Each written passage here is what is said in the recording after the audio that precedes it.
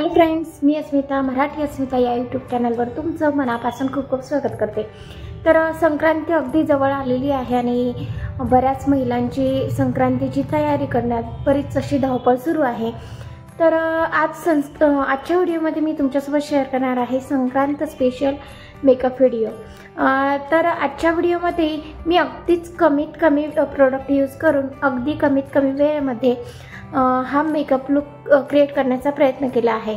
कारण की संक्रांत म्हटली की महिलांची धावपळ, त्या दिवशी बनवायची असते पुरणपोळी। महिलांकडे स्वतःला तयार होण्यासाठी खूप कमी वेळ असतो आणि महिला कशा असतात की काटकसर करतात, खूप बचत, जितकी आपली बचत होईल तेवढा महिला विचार करत असतात।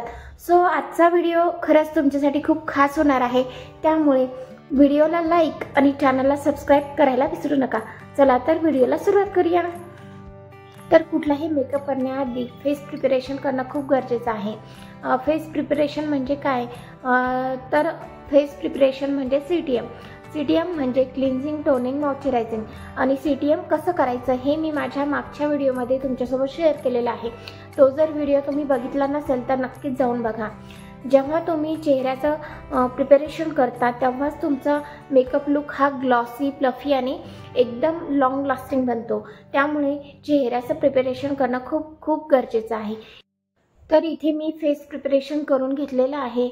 तर CTMसाठी मी यूज केलेलं आहे जे मी डेली रुटीनमध्ये माझं क्लिन्झिंग यूज करते ते तुम्ही करू शकता। आणि नंतर as a toner me use केलेला आहे गुलाबजल। तुम्ही नॅचरल टोनिंग करण्यासाठी गुलाबजलचा यूज करू शकता।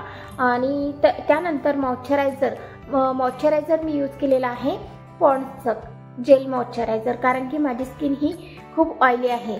ऑइली स्किन असेल तर तुम्ही पॉन्ड्सचं जेल मॉइश्चरायझर यूज करा, खूप बेस्ट आहे। आणि जर तुमची ड्राय स्किन असेल तर तुम्ही निव्याचं हे क्रीम बेस मॉइश्चरायझर यूज करू शकता। तर इथे फेस प्रिपरेशन झाल्यानंतर तुम्हाला 5 मिनिटं थांबायचं आहे आणि नंतरच मेकअपला सुरुवात करायची आहे। तर इथे फर्स्ट स्टेप माझी असणार आहे प्रायमर। आणि प्रायमरसाठी मी यूज करत आहे स्विस ब्युटीचा प्रायमर। अगदी थोड्याशा क्वांटिटीमध्ये मी इथे घेतलेला आहे आणि संपूर्ण चेहऱ्यावर व्यवस्थित अप्लाय करत आहे। याने तुमचा बेस हा खूप सॉफ्ट बसतो। त्यानंतर डायरेक्टली मी यूज केलेलं आहे फाउंडेशन। कारण की माझ्या चेहऱ्यावर कुठेही पिगमेंटेशन किंवा डार्क स्पॉट नाही आहेत, मला कुठलेही हाईड करण्याची गरज नाही। तुमच्या जर स्किनवर असतील तर तुम्ही कन्सिलरच्या सहाय्याने ते हाईड करायचे आहे।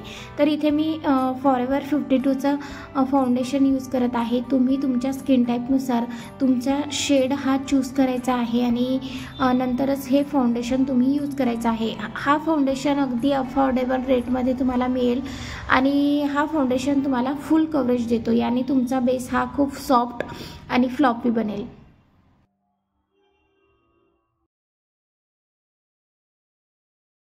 आणि फाउंडेशन अप्लाय करताना कधीही ब्लेंडरचा उपयोग करा। ब्लेंडरच्या सहाय्याने जेव्हा तुम्ही फाउंडेशन अप्लाय करतात तेव्हा ते व्यवस्थित ब्लेंड होतं, कुठेही क्रेकी किंवा स्पॅची वाटत नाही। इथे मी माझ्या संपूर्ण चेहऱ्यावर फाउंडेशन व्यवस्थित अप्लाय करून घेतलेला आहे। तुम्ही बघू शकता की किती छान सॉफ्ट असा बेस तुम्हाला बघायला मिळत असेल।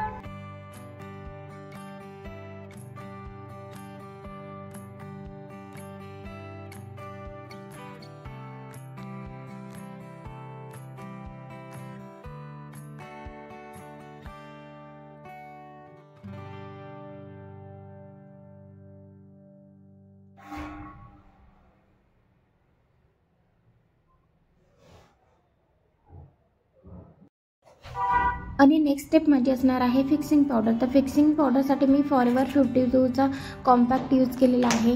तुमची जर ऑइली स्किन असेल तर नक्कीच तुम्ही हा कॉम्पॅक्ट यूज करा, कारण की ऑइल कंट्रोल करण्यासाठी हा कॉम्पॅक्ट खूप हेल्पफुल ठरतो। आणि फाउंडेशनसुद्धा व्यवस्थित फिक्स करता येईल तुम्हाला या कॉम्पॅक्टनी। तुम्ही हा कॉम्पॅक्ट नक्कीच यूज करू शकता।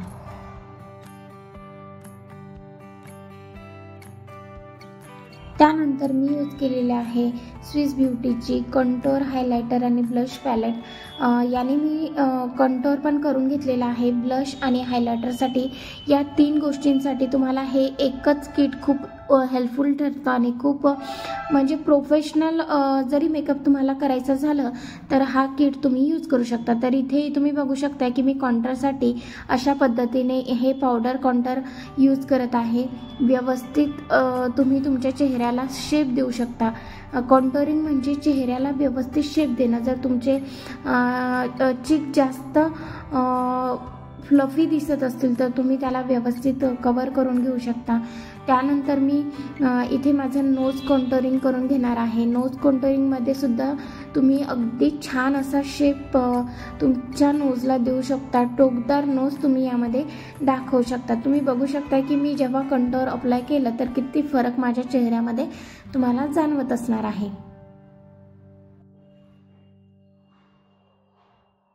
त्यानंतर मी माझे हायलायटेड पॉईंट म्हणजे हायलायटर इथे यूज करणार आहे. जिथे तुम्हाला जे पॉईंट हायलाईट करायचे आहेत त्या पॉईंट्सवर तुम्ही हायलायटर अप्लाय करून घ्यायचं आहे. आणि बघू शकता की तुम्ही किती छान हायलायटर आहे यामध्ये की जे तुमच्या लुकला एकदम एन्हान्स करून टाकतं. आणि लास्ट वन म्हणजे ब्लश. तर इथे पिंकिश ब्लश आहे.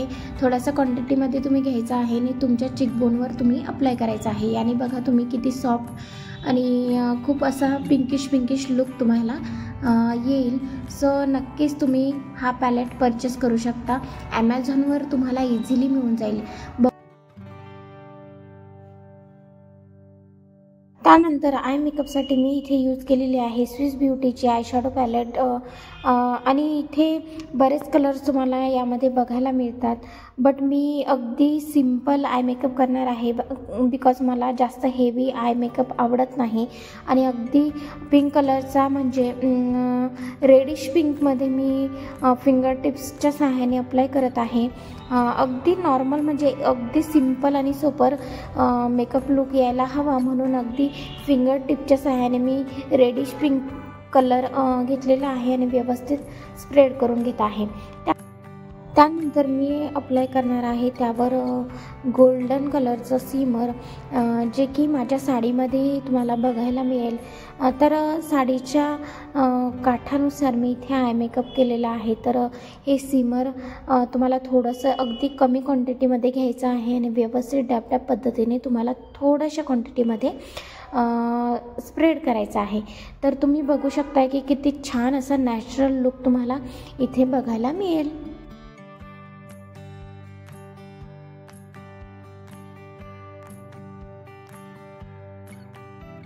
त्यानंतर नेक्स्ट स्टेप माझी असणार आहे काजळ आणि मस्कारा. तर इथे मी मस्कारा यूज केलेला आहे शुगर कॉस्मेटिकचा पॉप मस्कारा आणि ब्ल्यू हेवनचं ब्लॅक काजळ मी इथे यूज केलेला आहे. तर हे इझिली तुम्हाला अगदी अफोर्डेबल रेटमध्ये कुठल्याही मार्केटमध्ये मिळून जाईल. तर इथे मी अप्लाय करून घेत आहे काजळ. आणि जेव्हा तुम्ही काजळ अप्लाय करता तेव्हा तुम्ही बघू शकता की अगदीच तुमच्या मेकअपचा लुक हा चेंज होऊन जातो आणि तुमचे आईज हे अगदी मोठे दिसण्यास तुम्हाला हेल्प होते.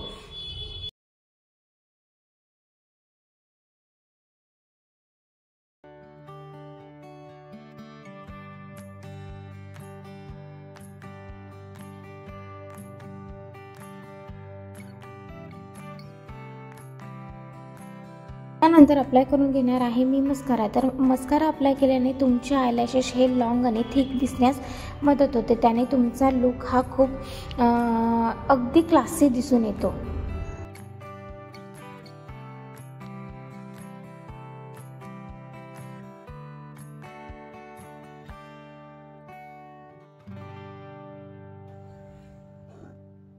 नंतर मी यूज करणार आहे माझ्या आयब्रो डिफाईन करण्यासाठी व्यवस्थित शेप देण्यासाठी हे आयब्रो डिफायनर जे की वेट अँड वाईटचं आहे.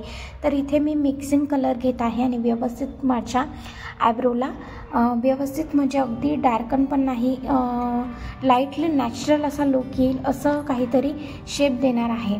तर तुम्ही बघू शकता इथे मी अगदी लाईट आयब्रो डिफायनर हे यूज केलेलं आहे.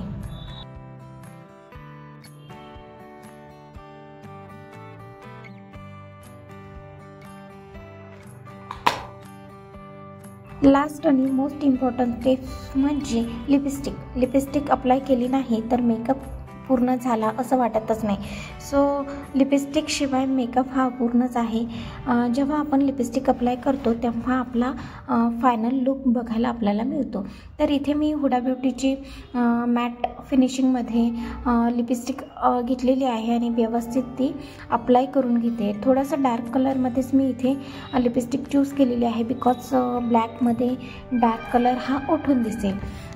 तर इथे माझा फायनल लुक हा क्रिएट झालेला आहे आणि मी आत्ता वेअर करून घेते आहे ज्वेलरी वेअर केल्यानंतर तुम्ही माझा फायनल लुक बघाल आणि नक्की सांगाल की तुम्हाला माझा लुक हा कसा वाटला. तर इथे मी बिंदी वगैरे अप्लाय करून घेते आणि साडीवर मॅचिंगच मी इथे टिकली लावून घेतलेली आहे. यावर जर हलव्याचे दागिने असते तर हा लुक खूप उठून दिसला असता, बट माझ्याकडे सध्या हलव्याचे दागिने अवेलेबल नाही आहे. सो मी सिम्पलच ज्वेलरी वेअर करणार आहे. तर इथे मी ज्वेलरी वगैरे घालून घेतलेली आहे आणि फायनल लुक तुम्ही बघू शकता किती सुंदर आणि सोबर असा आलेला आहे. अगदी सिंपल मेकअप मी इथे तुम्हाला क्रिएट करून दाखवलेला आहे. कमीत कमी वेळेमध्ये अगदी 4 ते 5 प्रोडक्ट मी या मेकअपसाठी यूज केलेले आहेत. तर हा मेकअप लुक तुम्हाला कसा वाटला नक्कीच कमेंट्स करून सांगा आणि मेकअप आवडल्यास नक्कीच व्हिडिओला लाईक, चॅनलला सबस्क्राईब आणि शेअर करायला विसरू नका. चला तर भेटूयात नेक्स्ट व्हिडिओमध्ये.